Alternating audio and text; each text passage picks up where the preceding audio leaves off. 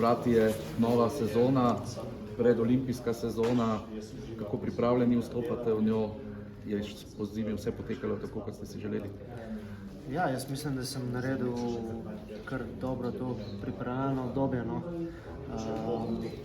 Z razliko od preostalih članov reprezentance sem se malo drugače zastavil, ampak mislim, da mi leži tole. No.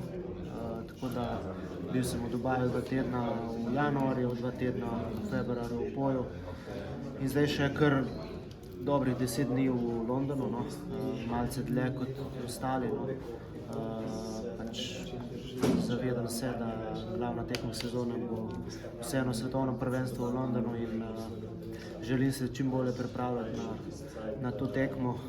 Sicer gremo še, jaz mislim, da 2-krat pred samim prvenstvom v London, tako da, ampak sem že kar dobršni del priprav opravil zdaj.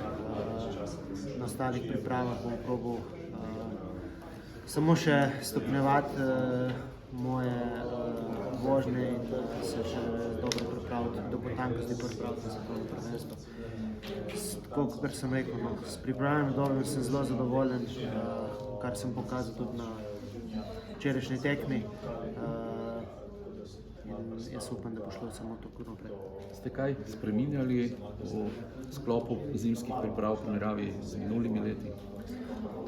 Ne, v bistvu, kar se tiče samega veslanja, pač sem probal nadgraditi iz preteklih let. Fizično sem, mislim, na zelo visokem nivoju že odprej. Mislim, da sem res dobro treniral. No. Lansko leto sem zamenjal Modričona, ki mi zaenkrat zelo ustreza. Manjše nastavitve sem popravil na veslu, ampak to so res malenkosti, ki v našem športu igrajo veliko vlogo na koncu. Tako da mogoče sem bil letos kakšen dan več na pripravah v tujini, ampak kar sem rekel, mislim, da sem naredil res dobre priprave.